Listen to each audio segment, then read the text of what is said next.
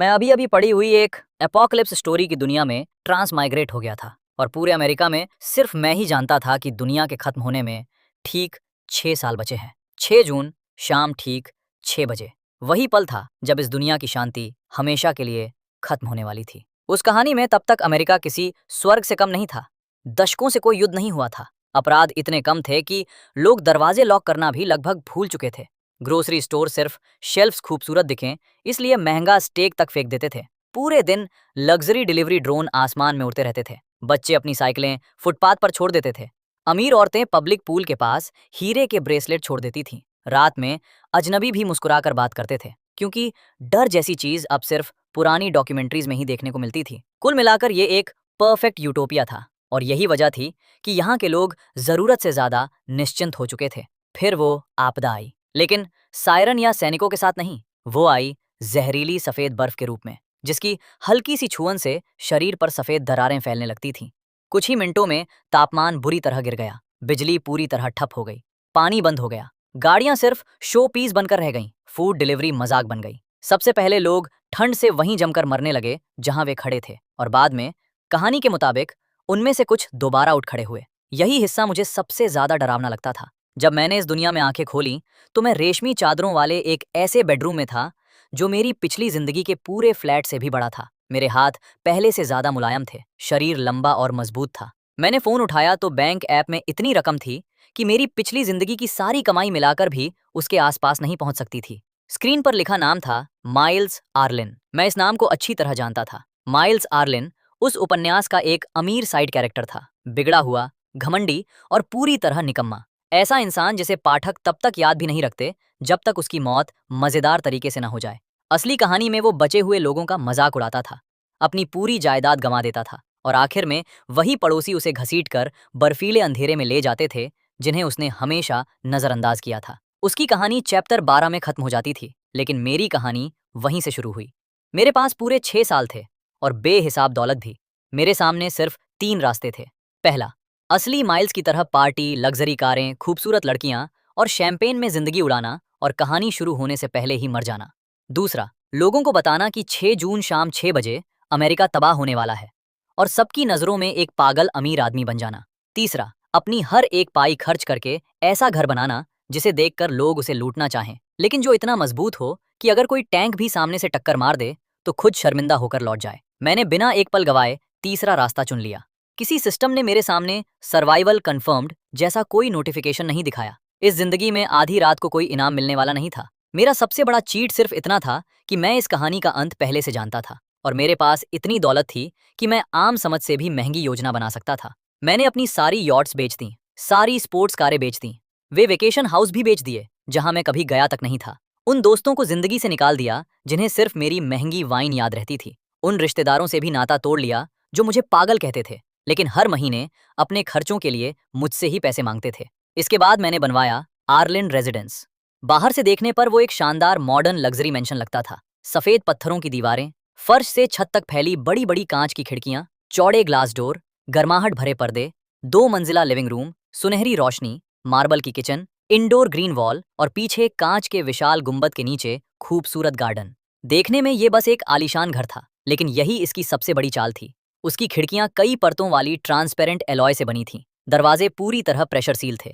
पर्दों के पीछे ऑटोमेटिक स्टील शटर छिपे हुए थे जो एक पल में बाहर आ सकते थे। गार्डन का ग्लास डोम जहरीली बर्फ, गोलियों, केमिकल अटैक, भीषण गर्मी और एक इंजीनियर के मुताबिक तो उचित दूरी पर हुए छोटे न्यूक्लियर ब्लास्ट तक को झेल सकता था। सच कहूं तो अमीर लोगों के पास इतना पैसा होता है कि वे ऐसे ऐसे वाक्य भी सच कर देते हैं, लेकिन असली राज उस हवेली के नीचे छिपा था। वहां विशाल फूड वॉल्ट, पानी के tank, advance filtration system, seed bank, medical storage, backup power system, cold room, tool room, armoured vehicle bay और इतना राशन जमा था कि 10,000 लोग लगभग 1,000 साल तक आराम से जिंदा रह सकते थे। क्या मैं कभी इतने लोगों को वहां रहने देता? बिल्कुल नहीं। लेकिन जब भविष्य खुद तुम्हें निगलने की तैयारी कर रहा हो तब जरूरत से ज्यादा तैयारी भी कम लगती है। पूरे 6 साल तक लोग मेरा मजाक उड़ाते रहे और सबसे ज्यादा हंसी उड़ाई मून रिज एस्टेट्स के लोगों ने। वो इलाका अमेरिका की आरामदायक जिंदगी की जीती जागती मिसाल था। वहां डॉक्टर रहते थे, टेक कंपनी के founder, retired athlete, trust fund वाले अमीर बच्चे और ऐसे लोग जिनकी स्किन तो परफेक्ट थी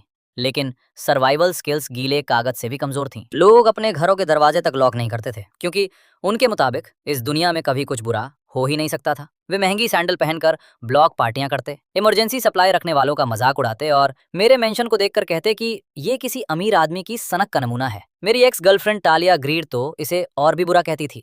उसके मुताबिक मैं डर का शिकार हो चुका था। 6 जून की उसी सुबह उसने मुझे एक ऐसा मैसेज भेजा जो इतना परफेक्ट लिखा हुआ था कि लगता था किसी प्रोफेशनल ने तैयार किया हो। उसने लिखा, माइल्स, मैं अब तुम्हारा बचाव नहीं कर सकती। तुम्हारे पास सब कुछ था, लेकिन तुमने डर को चुन लिया। मैं कोल्टन का प्रपोजल स्वीकार कर चुकी हूँ। अब मुझसे दोबारा संपर्क मत करना। उस वक्त मैं ग्रीन हाउस में खड़ा टमाटरों की बेलें देख रहा था, जिन पर इतनी तेज रोशनी पड़ रही थी कि गर्मियों की धूप भी फीकी लगती। एक पल के लिए मुझे सचमुच दर्द हुआ, लेकिन अगले ही पल वो दर्द बर्फ जैसा ठंडा हो गया। पिछले 6 सालों तक टालिया ने मेरे पैसे, मेरी पार्टियां, मेरा नाम और मेरी शानो शौकत का पूरा फायदा उठाया था। लेकिन जैसे ही मेरी तैयारियां उसके सोशल सर्कल के लिए शर्मिंदगी बनने लगीं, उसने मुझे छोड़कर एक ऐसे आदमी को चुन लिया जिसके दांत ज्यादा सफेद थे और जिसके घर में इमरजेंसी जनरेटर एक भी नहीं था। उसका नाम था कोल्टन वेल, शराब की कंपनी का वारिस, जिम वाला शरीर और हमेशा मुस्कुराता चेहरा। लेकिन सर्वाइवल प्लान के नाम पर उसके पास सिर्फ नकली मुस्कान थी। मैंने मनी मन कहा, शुभकामनाएं। शाम 5:58 पर टालिया उसी आदमी को लेकर मेरे घर के सामने आ पहुंची। उसके पीछे पूरा मून रिज एस्टेट्स खड़ा था। वो मुझसे बात करने नहीं आई थी, बल्कि तमाशा बनाने आई थी। उसका फोन पहले से रिकॉर्डिंग पर था। उसने कैमरा मेरी तरफ घुमाया और पीछे खड़े पड़ोसी शैंपेन के गिलास हाथ में लिए मुस्कुरा रहे थे। उनमें सेरिना बेलामी भी थी, जो अपने आलीशान घर के सामने खड़ी हंस रही थी। उसके साथ उसका पति ग्रांट भी था। सेरिना लंबे काले बालों वाली बेहद खूबसूरत और आत्मविश्वासी औरत थी, जबकि ग्रांट हमेशा शालीन बनने वाला ऐसा इंसान था जो दूसरों से कुर्बानी मांगने में कभी पीछे नहीं हटता। तालिया कैमरे की तरफ देखकर बोली, दोस्तों देखिए, यही होता है जब 25 साल का करोड़पति इंटरनेट पर बहुत ज्यादा एपोकैलिप्स वाली कहानियां पढ़ लेता है। भीड़ जोर जोर से हंसने लगी। ग्रांट ने अपना ग्लास मेरी तरफ उठाकर कहा, माइल्स, मानना पड़ेगा, तुम्हारे पर्दे काफी शानदार है। बस अफसोस है कि तुम्हें न्यूक्लियर डर की बीमारी हो गई है। तभी किसी ने चिल्लाकर कहा, ओए बंकर बॉय, तुम्हारी खिड़की खराब रिव्यू भी झेल पाएगी क्या? फिर से जोरदार ठहाके गूंज उठे। मैं घर के अंदर बिल्कुल शांत खड़ा सब कुछ देख रहा था। पर्दे खुले हुए थे ताकि वे मेरे लिविंग रूम, किचन, पौधे और चमकते फर्श सब कुछ साफ साफ देख सकें। मैं चाहता था कि उन्हें ये घर एक खूबसूरत मेंशन ही लगे। अगर बाहर से ये किसी जेल जैसा दिखता तो वे सही साबित हो जाते, लेकिन एक आलीशान घर के भीतर छिपा किला उन्हें और ज्यादा चुभने वाला था। टालिया ने कांच पर उंगलियां थपथपाईं और बोली, माइल्स, कुछ तो बोलो। मेरे फॉलोअर्स को बताओ कि तुमने अपनी पूरी दौलत इतनी सुंदर पैनिक रूम बनाने में क्यों बर्बाद कर दी। मैंने दीवार पर लगी घड़ी देखी। शाम के ठीक 5:58। सिर्फ 2 मिनट बाकी थे। सेरिना ने हाथ बांधते हुए कहा, आजकल लोग अपने घरों के दरवाजे तक लॉक नहीं करते, फिर इसके आंगन को मिसाइल से बचाने की जरूरत क्यों पड़ गई? ग्रांट हंसते हुए बोला, शायद इसे डर है कि कोई इसकी डिब्बा बंद बीन्स चुरा ले जाएगा। फिर एक बार सबकी हंसी गूंज उठी। मैंने दरवाजे के पास लगे कंट्रोल पैनल को हल्के से छुआ। उसी पल अंदर छिपे सभी लॉक एक एक करके सक्रिय हो गए। आवाज बहुत धीमी थी, लेकिन टालिया ने सुन ली। उसके चेहरे की मुस्कान और चौड़ी हो गई। ओह माय गॉड, ये सच में खुद को अंदर बंद कर रहा है। मैंने बाहर लगे स्पीकर को ऑन किया। मेरी आवाज बिल्कुल शांत थी और मुझे पता था कि यही बात उसे सबसे ज्यादा चिढ़ाएगी। मैंने कहा, टालिया, दरवाजे से दूर हट जाओ। वो मुस्कुराकर बोली, वरना क्या? मैंने उसकी खुली बाहों, उसके ऊपर फैले आसमान और कोल्टन के हाथ में पकड़े शैंपेन के गिलास को देखा। फिर शांत स्वर में कहा, अगर आज रात भूख लगे तो याद रखना, मेरा दरवाजा यहीं है। भीड़ इस बात पर और जोर से हंसने लगी। कुछ लोगों ने ताली बजाई, किसी ने भूत जैसी आवाजें निकालनी शुरू कर दी। टालिया कैमरे की तरफ देखकर बोली, अब ये अमीर लोगों वाली रहस्यमयी धमकियां भी देने लगा है। ग्रांट ने फिर गिलास उठाया और कहा, माइल्स आर्लन के नाम, भगवान करे इसके पर्दे इसे कॉमन सेंस से बचा ले। मैं बस हल्का सा मुस्कुरा दिया। पुरानी दुनिया में शायद ये ताना मुझे शर्मिंदा कर देता, लेकिन अब ये मेरे लिए उल्टी गिनती जैसा लग रहा था। उसी पल मेरा पूरा मेंशन अपने अंतिम प्री लॉक सीक्वेंस में चला गया। सभी ग्लास पैनल पूरी तरह सील हो गए। एयर सिस्टम ने बाहर की हवा लेना बंद कर दिया। ग्रीन हाउस का डोम स्टॉर्म मोड में बदल गया। बैकअप पावर पूरी तरह मेन ग्रिड से अलग हो गई और पानी के सारे रिजर्व भी बाहरी सप्लाई से कट गए। 6:59 से पहले पिछले 6 सालों में मैंने जो कुछ बनाया था वो बिना किसी शोर के धीरे धीरे सक्रिय होने लगा। बाहर खड़े किसी इंसान को इसकी भनक तक नहीं लगी, और यही एक बेहतरीन इंजीनियरिंग की पहचान थी। शाम 5:59 पर मूनरिज एस्टेट्स के ऊपर फैली गुलाबी धूप अचानक फीकी पड़ने लगी, लेकिन टालिया अब भी वीडियो रिकॉर्ड कर रही थी। सरेना अब भी मुस्कुरा रही थी। ग्रांट अब भी हाथ में शैंपेन का गिलास पकड़े खड़ा था, और कोल्टन अब भी वही महंगी मुस्कान लिए खड़ा था जिसने कभी खाली सुपरमार्केट या बंद दुनिया नहीं देखी थी। शांति का आखिरी मिनट शुरू हो चुका था। शाम ठीक 6 बजे पूरे मूनरिज एस्टेट्स के ऊपर का आसमान अचानक सफेद हो गया। एक पल के लिए ऐसा लगा जैसे समय ही रुक गया हो। टालिया का फोन अब भी मेरी कांच की दीवार की तरफ उठा हुआ था। ग्रांट का गिलास अब भी हवा में था। कोल्टन के चेहरे पर वही आत्मविश्वास भरी मुस्कान बनी हुई थी। तभी आसमान से पहली सफेद बर्फ की फुहार गिरी और सीधे टालिया के खुले कंधे पर आकर टिक गई। उसने उसे ऐसे झाड़ा जैसे कोई धूल का कण हो, लेकिन अगले ही पल उसकी त्वचा पर महीन सफेद दरारें फैलने लगीं। उसके मुंह से निकली चीख अब किसी अमीर, खूबसूरत या कैमरे के सामने बोलने वाली लड़की जैसी नहीं थी। वो एक डरे हुए जानवर की चीख थी। सफेद दरारें उसके कंधे से फैलती हुई उसकी सफेद ड्रेस के अंदर तक पहुंचने लगी। फिर बर्फ तेजी से गिरने लगी। चमकती सफेद जहरीली बर्फ पूरे इलाके पर बरसने लगी। लॉन, मोबाइल फोन, खुले हाथ, शैंपेन के गिलास, महंगे कपड़े, खुले चेहरे और बच्चों के बाल, जहां जहां भी वो गिरी वहां तबाही शुरू हो गई। ड्राइववे के पास खड़े एक आदमी ने हाथ आगे बढ़ाकर कहा, ये आखिर है क्या? लेकिन उसका वाक्य पूरा भी नहीं हुआ था कि उसकी हथेली बीच से फट गई। बस उसी पल पूरी पार्टी अफरा तफरी में बदल गई। लोग मेरी कांच की दीवार से दूर भागने लगे। एक औरत घास पर गिर गई और सड़क की तरफ रेंगने लगी, लेकिन दो आदमी बिना रुके उसके ऊपर से निकल गए। किसी का फोन जमीन पर गिर गया, मगर वो उसे उठाने के बजाय जान बचाकर भागता रहा। कैमरा अब भी रिकॉर्डिंग कर रहा था। कोल्टन ने टालिया के कंधे पर फैलती सफेद दरारें देखीं और अगले ही पल वो भाग खड़ा हुआ। उसने टालिया का हाथ तक नहीं पकड़ा, उसे बचाने की कोशिश भी नहीं की, कैमरे के लिए दिखावा तक नहीं किया। शायद उसका प्यार भी ठंड की एक सीमा तक ही काम करता था। टालिया ने एक बार उसका नाम पुकारा, लेकिन कोल्टन भागते हुए फिसल गया। घुटना सड़क पर जोर से लगा और फिर भी रेंगते हुए अपनी कार तक पहुंचने लगा। कार की लाइट एक बार झपकी और उसी पल पूरी कॉलोनी की बिजली खत्म हो गई। सड़क पर खड़ी हर इलेक्ट्रिक कार एक साथ बंद हो गई, लेकिन मेरे घर के अंदर अब भी हल्की गर्म रोशनी जल रही थी। मुख्य कांच का दरवाजा पूरी तरह सील हो गया। पर्दे धीरे धीरे आगे खिसक आए, लेकिन किनारों पर इतनी जगह छोड़ दी कि मैं बाहर का हर दृश्य देख सकूं। खिड़कियों के अंदर छिपे लॉक पूरी तरह जाम हो गए। दीवारों के भीतर एयर फिल्ट्रेशन सिस्टम पूरी रफ्तार से चलने लगा। ग्रीन हाउस का विशाल डोम स्टॉर्म मोड में बदल गया। पानी के सभी रिजर्व बाहरी सप्लाई से अलग हो गए।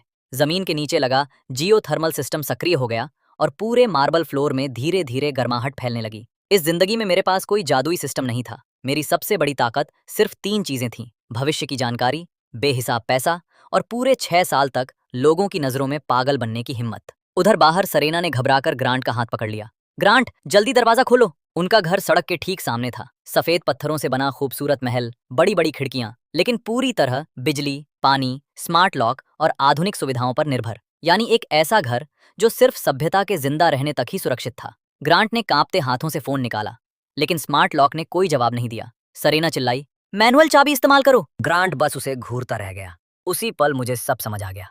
जो आदमी कभी अपनी जेब में चाबी तक नहीं रखता, उसे हमेशा लगता है कि दुनिया के सारे दरवाजे अपने आप उसके लिए खुल जाएंगे। वो कांपते हाथों से अपनी जेबें टटोलने लगा। तभी सड़क के किनारे एक आदमी दर्द से चीख उठा। जहरीली बर्फ उसकी गर्दन पर गिर चुकी थी और सफेद दरारें उसके बालों के नीचे फैलने लगी थी। उसकी पत्नी ने घबराकर उसे अपने हाथ से साफ करने की कोशिश की, लेकिन अगले ही पल वो खुद भी चीखने लगी।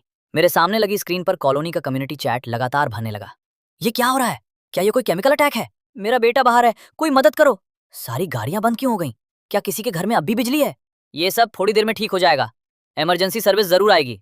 आखिरी मैसेज सिर्फ 10 सेकंड में 6 बार दिखाई दिया। इंसान मुश्किल वक्त में सबसे पहले किसी चमत्कारी बचाव की उम्मीद करता है, क्योंकि उम्मीद करना सच्चाई स्वीकार करने से कहीं आसान होता है। उसी समय मेरे सिस्टम पर बाहर का तापमान तेजी से गिरने लगा। 70, 52, 30, 11 और फिर -5 डिग्री। बाहरी सेंसर ने जहरीली बर्फ को एक्सट्रीम रिस्क घोषित कर दिया। मुझे ये सब पहले से पता था। मैंने ये अध्याय पहले ही पढ़ रखा था, लेकिन फिर भी अपने लॉन पर असली इंसानों को इस तरह टूटते बिखरते देख मेरा सीना भारी हो गया। भविष्य जान लेने से मौत कम डरावनी नहीं हो जाती। बस जब वो दरवाजा खटखटाती है तो इंसान उतना चौंकता नहीं। टालियां लड़खड़ाते हुए मेरी कांच की दीवार तक पहुंची और अपने सही सलामत हाथ से पूरी ताकत से दरवाजा पीटने लगी। माइल्स, वो चीखी, दरवाजा खोलो। उसका फोन गायब था।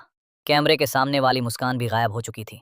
उसकी ड्रेस की एक स्ट्रैप कंधे से नीचे खिसक गई थी और वहां की त्वचा पर सफेद दरारों का जाल फैल चुका था।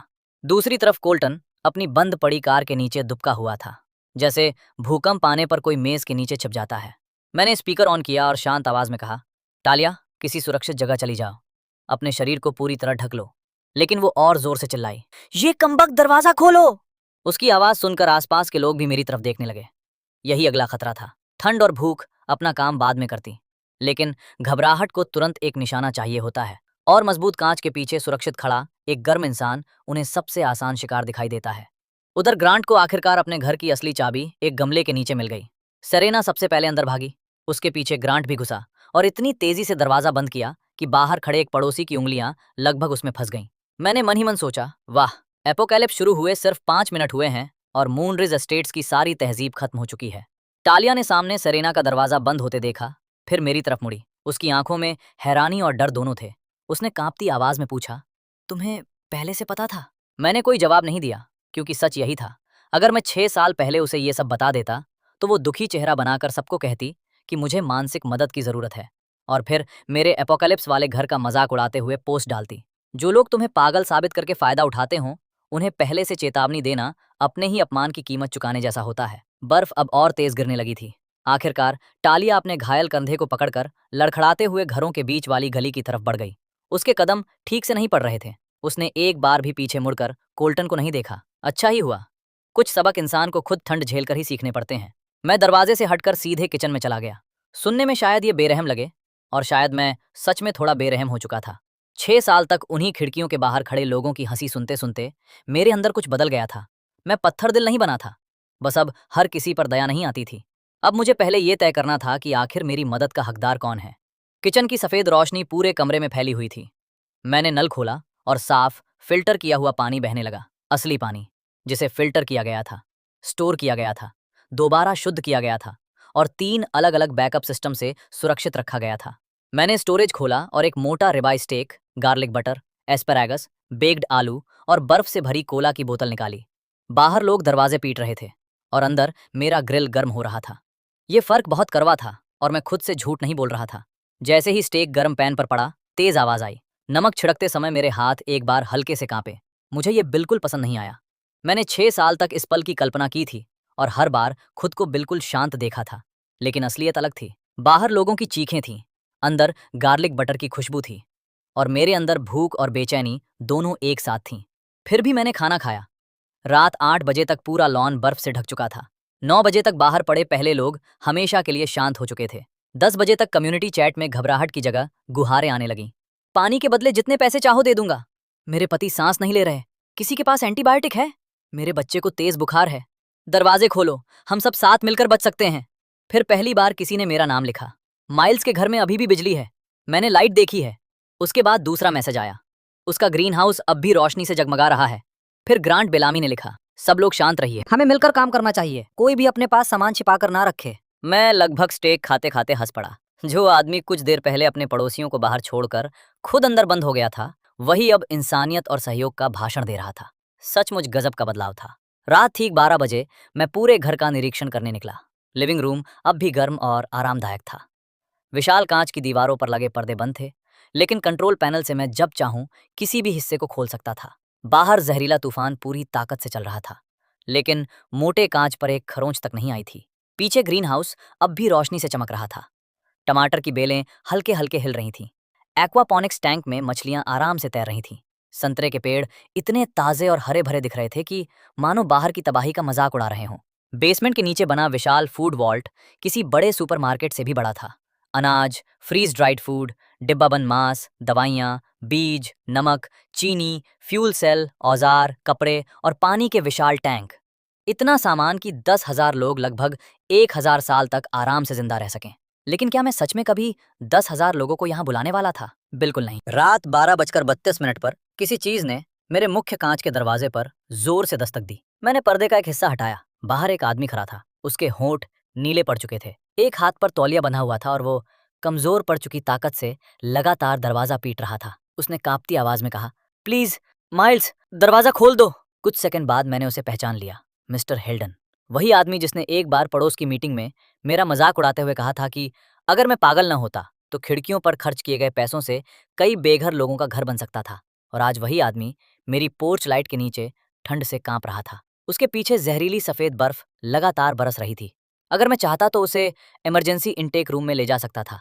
वहां उसका डीकंटामिनेशन हो जाता और शायद उसकी जान भी बच जाती। लेकिन तभी मैंने कैमरे चेक किए। सड़क के दूसरी तरफ 3 और लोग छिपकर मेरे घर को देख रहे थे। अगर मैंने एक बार दरवाजा खोल दिया तो वो दरवाजा उम्मीद बन जाता, उम्मीद भीड़ बन जाती और भीड़ आखिरकार घेराबंदी में बदल जाती। मैंने बाहर वाला स्पीकर बंद कर दिया और सिर्फ कैमरा चालू रखा। कुछ देर बाद मिस्टर हेल्डन ने दरवाजा पीटना बंद कर दिया। वो लड़खड़ाते हुए वापस बर्फीले तूफान में चला गया। मैंने पर्दा बंद कर दिया। घर के अंदर अब भी गर्माहट थी, मेरा खाना अब भी गर्म था, और बाहर वो परफेक्ट दुनिया आखिरकार सीख रही थी कि परफेक्शन कितनी पतली परत होती है। 6 जून के ठीक 5 दिन बाद मून रिज एस्टेट्स के लोगों को समझ आ गया कि पैसा तभी तक कीमती होता है जब तक कोई उसे लेने वाला मौजूद हो। अमीर लोगों के लिए यह एहसास सचमुच बहुत दर्दनाक था। जहरीली बर्फ लगातार लहरों में गिरती थी, कुछ घंटों के लिए रुक जाती, लोगों को उम्मीद देती कि शायद अब सब खत्म हो गया, और फिर अचानक पहले से भी ज्यादा तेजी से गिरने लगती, जैसे आसमान को फिर याद आ गया हो कि उसे इंसानों से नफरत है। 5वें दिन की सुबह तक कई घरों की निचली खिड़कियां भी बर्फ में दब चुकी थीं। गाड़ियां सिर्फ सफेद ढेर जैसी दिखाई देती थीं। स्विमिंग पूल काली बर्फ में बदल चुके थे। पूरा इलाका अब किसी आलीशान कब्रिस्तान जैसा लग रहा था। लेकिन मेरे घर के अंदर की जिंदगी बाहर की दुनिया का मजाक उड़ा रही थी। गर्म फर्श, साफ पानी, गर्म शावर, इंडोर क्वेल फार्म से ताजे अंडे, ग्रीन हाउस की ताजी लेटियस और इतने मीठे टमाटर कि उन्हें खाकर खेती से फिर प्यार हो जाए। मेरे घर की विशाल कांच की दीवारें अब भी तूफान की तरफ खुलती थीं। मैं पर्दे आधे खुले रखता था, मुझे बाहर देखना पसंद था। आखिर मैंने कोई जेल नहीं बनाई थी। जेल इंसान को दुनिया से छिपाती है। मेरा घर मुझे सुरक्षित रहते हुए दुनिया को टूटते हुए देखने देता था। दोनों में बहुत फर्क था। इस बीच कम्युनिटी चैट अब 3 तरह के मैसेजों में बट चुकी थी। पहला, इनकार, बचाव दल जल्दी आएगा, सरकार जरूर शेल्टर बना रही होगी, हिम्मत मत हारो। दूसरा, घबराहट, क्या जहरीली बर्फ हवा से भी फैलती है? अगर बर्फ सीधे हाथ से ना छुए तो क्या उसे पिघलाकर इस्तेमाल कर सकते हैं? किसी के पास बुखार की दवा है? बिजली के बिना खाना कितने दिन चलेगा? और तीसरा, खामोशी। धीरे धीरे सबसे ज्यादा यही दिखाई देने लगा, क्योंकि कई लोगों के पास अब लिखने के लिए कुछ बचा ही नहीं था। दोपहर के आसपास किसी ने मैसेज किया कि बचे हुए लोग मून रिज रिक्रिएशन सेंटर में इकट्ठा हो रहे हैं ताकि आपस में सामान का लेन देन कर सकें। मैसेज में खास तौर पर लिखा था, यहाँ कोई हिंसा नहीं होगी। मैं काफी देर तक सिर्फ उसी लाइन को देखता रहा। भूखे और डरे हुए लोगों की भीड़ में ऐसा वादा लिखना वैसा ही था जैसे गैस लीकेज के ऊपर कागज चिपकाकर लिख दिया जाए, आग मत लगाना। फिर भी मैं अपने पड़ोस की असली हालत देखना चाहता था। मैंने अपना पूरा गियर पहन लिया, थर्मल कपड़े, बर्फ से बचाने वाला suit, sealed gloves, face shield, एक कॉम्पैक्ट पिस्टल, चाकू, रेडियो और बैग में रखे 2 छोटे फोल्डिंग ड्रोन। कुछ भी फिल्मी नहीं, बस इतना कि सिर्फ जिज्ञासा की वजह से मरना ना पड़े। 6 साल की तैयारी के बाद मैं ग्रीन हाउस के पीछे बने सर्विस टनल से बाहर निकला। ये सुरंग उत्तरी हेज के नीचे से होकर पुराने मेंटेनेंस रोड तक जाती थी। मूनरिस के लोगों को ऐसे सर्विस रोड हमेशा बदसूरत लगते थे। उन्हें लगता था कि ग्रोसरी, माली, डिलीवरी और रिपेयर का सारा काम बस जादू से हो जाना चाहिए। लेकिन मैंने इस इलाके की हर छिपी हुई नस पहले ही पहचान रखी थी। कुछ देर बाद मैं मूनरिज रिक्रिएशन सेंटर पहुंच गया। इमारत का आधा हिस्सा जमीन के नीचे बना हुआ था। पहले यहाँ indoor court, spa, wine lounge, swimming pool और स्टॉर्म शेल्टर हुआ करते थे। एपोकैलिप्स से पहले लोग यहाँ योगा क्लास के टाइम को लेकर झगड़ते थे और डाइट तोड़ने के बाद बहाने बनाते थे। लेकिन अब वहाँ सिर्फ पसीने, डर, धुएं और पुराने कारपेट की मिली जुली गंध फैली हुई थी। नीचे बने बास्केटबॉल कोर्ट में करीब 300 लोग ठुसे हुए थे। कभी मूनरिज में लगभग 2000 लोग रहते थे। अब यहाँ मुश्किल से 300 दिखाई दे रहे थे।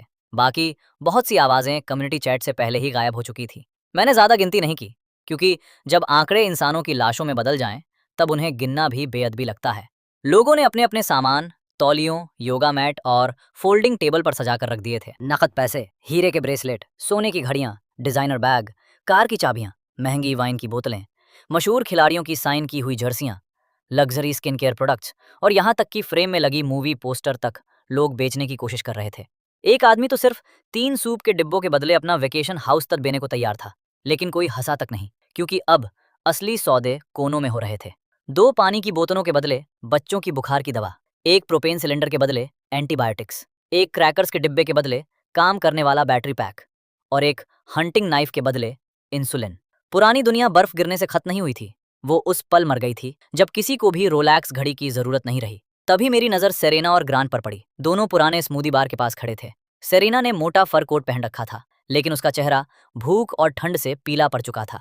फिर भी वो खुद को दूसरों से बेहतर दिखाने की कोशिश कर रही थी। दूसरी तरफ ग्रांट ने एक तौलिए पर अपनी सारी कीमती चीजें सजा रखी थीं। शादी का नेकलेस, महंगे कफलिंग्स, घड़ी, हीरे की बालियां, यानी पुरानी दुनिया का पूरा खजाना। लेकिन कोई उनकी तरफ देखने तक नहीं रुका। तभी सेरेना ने मुझे देख लिया।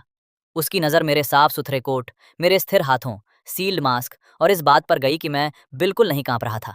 उसे तुरंत मेरी वही बात याद आ गई जो मैंने कांच के दरवाजे के पीछे से कही थी, अगर आज रात भूख लगे तो याद रखना मेरा घर कहाँ है। मैंने बस हल्का सा सिर हिलाया। क्या ये छोटी सी बदले की खुशी थी? बिल्कुल। क्या वो इसके लायक थी? 100% ग्रांट ने भी मेरी तरफ देखा। एक पल के लिए उसकी आंखों में उम्मीद चमकी, लेकिन अगले ही पल उसका घमंड उस उम्मीद पर भारी पड़ गया। उसने सबसे पहले नजरें झुका ली। मैं बिना कुछ कहे आगे बढ़ गया। चलते चलते मैं लोगों की बातें सुनता रहा।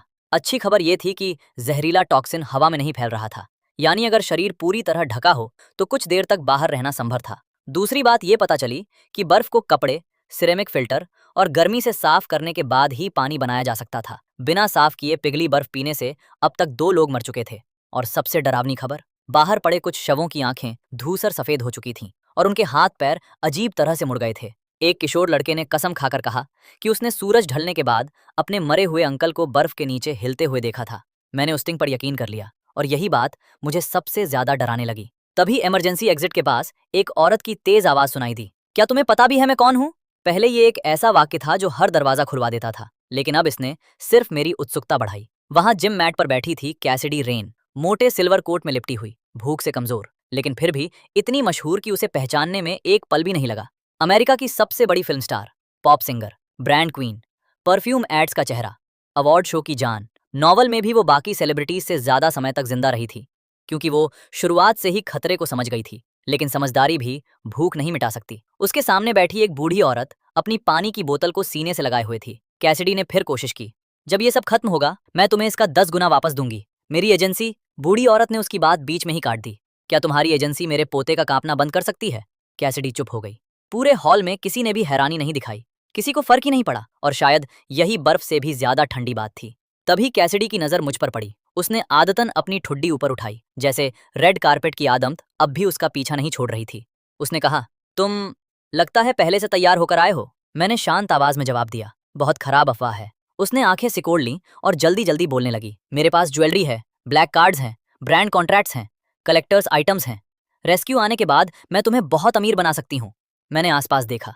एक आदमी अपनी छोटी बेटी के पैरों को 2 जोड़ी मोजों के ऊपर से रगड़ रहा था ताकि उनमें गर्मी आ जाए। एक बड़ा इन्वेस्टर सिर्फ कैन ओपनर न मिलने की वजह से रो रहा था। दूसरी तरफ सेरेना अब भी हीरों के बदले सूप लेने की कोशिश कर रही थी और हर बार नाकाम हो रही थी। मैंने कैसिडी की तरफ देखा और कहा, कैसिडी, तुम्हारी शोहरत अभी एयरप्लेन मोड पर है।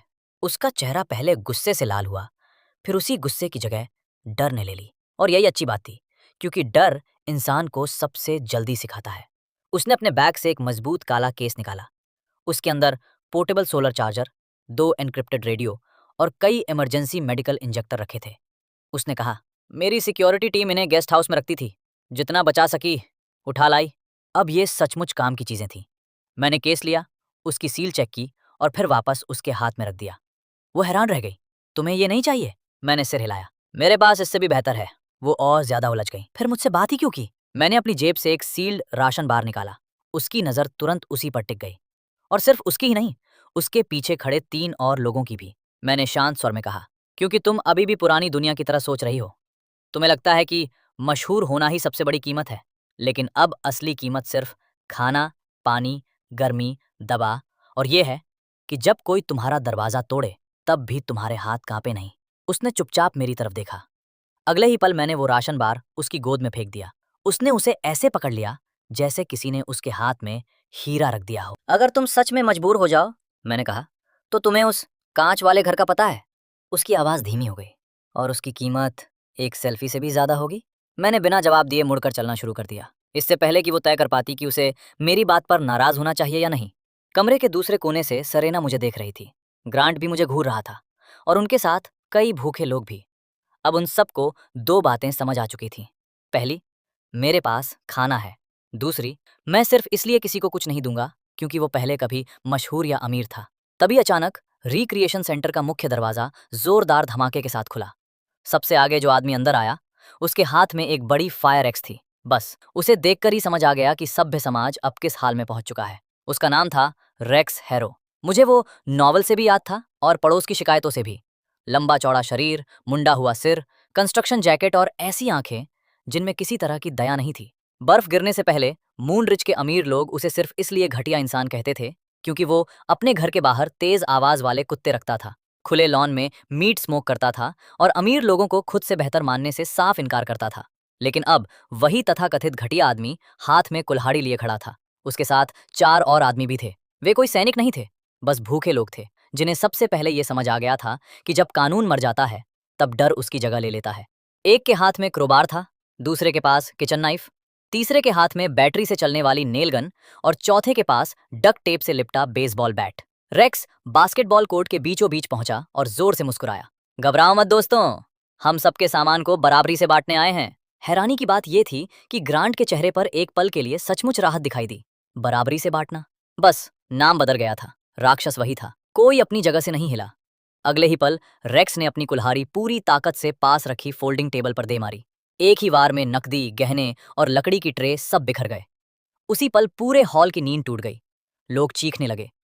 यही वो पल था जब सभ्यता ने आखिरी बार पीछे मुड़कर देखा और फिर हमेशा के लिए भाग गई। रेक्स ने एक बूढ़े आदमी का डफेल बैग पकड़ लिया। बूढ़ा दोनों हाथों से उसे कसकर पकड़े रहा। कांपती आवाज में बोला, इसमें मेरी पत्नी की दवा है। रेक्स ने उसकी तरफ ऐसे देखा जैसे कोई बेकार सामान देख रहा हो। फिर उसने बूढ़े को जोर से धक्का दे दिया। बूढ़ा पीछे गिरा और उसका सिर धातु की बेंच के किनारे से टकरा गया। उसके सफेद बालों के नीचे धीरे धीरे खून फैलने लगा। वो दोबारा कभी नहीं उठा। किसी ने चीख कर कहा, उसने उसे मार डाला। और ये आवाज कुल्हाड़ी से भी ज्यादा खतरनाक साबित हुई।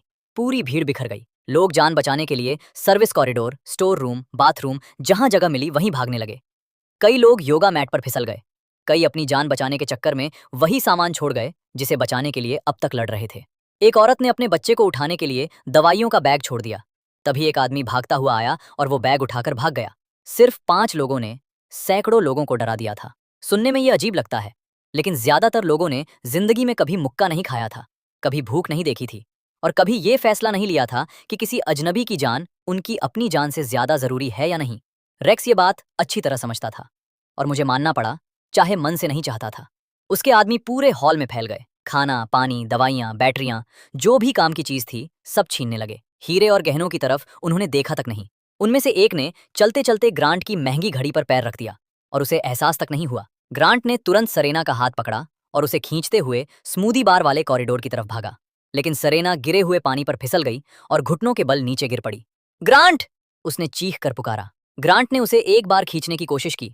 तभी रेक्स की ननूवर्स उन दोनों पर पड़ गई। ग्रांट ने कुल्हाड़ी देखी और अगले ही पल उसका हाथ अपने आप खुल गया। कोई फिल्मी म्यूजिक नहीं, कोई हीरो वाली लड़ाई नहीं, बस उसकी उंगलियां धीरे से खुल गईं। यही रुको, मैं मदद लेकर आता हूं। इतना कहकर वो भाग गया। रास्ते में उसने एक लड़के को धक्का दिया, 2 औरतों के पीछे छिपा और देखते ही देखते कॉरिडोर में गायब हो गया। सरीना वहीं जमीन पर बैठी रह गई, उस खाली जगह को देखती हुई जहां कुछ सेकंड पहले उसका पति खड़ा था। उसके चेहरे पर दर्द साफ दिख रहा था। चेहरा अब भी खूबसूरत था, लेकिन सच उससे कहीं ज्यादा बदसूरत था। जब एक खूबसूरत औरत को यह एहसास होता है कि उसकी शादी सिर्फ दिखावा थी, तब उसके पास छिपने की कोई जगह नहीं बचती। रेक्स की नजर अब उसी पर थी। वो मुस्कुराया, अरे वाह, यहाँ तो कोई खास मेहमान है। सरीना उठने की कोशिश करती है, लेकिन उसका घुटना जवाब दे देता है। मैंने धीरे से लंबी सांस ली। मैं यहाँ सिर्फ हालात देखने आया था, किसी को बचाने नहीं। लेकिन फिर मन ही मन सोचा, प्लान तो सिर्फ इंसान बनाता है, किस्मत तो हमेशा उसे बदलने का इंतजार करती रहती है। मैं आगे बढ़ा और रेक्स और सरीना के बीच आकर खड़ा हो गया। रेक्स की चाल धीमी पड़ गई। उसने मेरे कोट, मास्क, दस्ताने और मेरे बिल्कुल शांत चेहरे को गौर से देखा। फिर मुस्कुराकर बोला, क्या हुआ हीरो, रास्ता भूल गए? मैंने भी बिना घबराए जवाब दिया, अक्सर भूल जाता हूँ, लेकिन आज नहीं। उसने धीरे धीरे अपनी कुल्हाड़ी ऊपर उठाई। हट जाओ। मैंने बिना उसकी तरफ देखे सरीना से पूछा, क्या तुम खड़ी हो सकती हो? सरीना बस मुझे देखती रह गई, जैसे उसका दिमाग अभी तक ये तय नहीं कर पा रहा था कि मैं उसकी आखिरी उम्मीद हूँ या एक नई मुसीबत। क्या तुम खड़ी हो सकती हो? मैंने दोबारा पूछा। सरीना ने धीरे से सिर हिला दिया। तभी रैक्स एक कदम और आगे बढ़ा। उसने ठंडी आवाज में कहा, मैंने कहा था हट जाओ। मैंने बिना घबराए अपनी पिस्टल निकाली और उसकी बूट्स के ठीक सामने फर्श पर तान दी। आसपास मची चीख पुकार धीरे धीरे थमने लगी। रैक्स के आदमी भी एक एक करके रुक गए। जो लोग अभी तक टेबलों के नीचे छिपे हुए थे, वे भी सिर उठाकर देखने लगे। कुछ लोगों ने फिर से अपने फोन निकाल लिए। शायद इंसान आखिरी सांस तक सब कुछ रिकॉर्ड करने की आदत नहीं छोड़ता। रैक्स हल्का सा मुस्कुराया। बंदूक होने से कोई बहादुर नहीं बन जाता।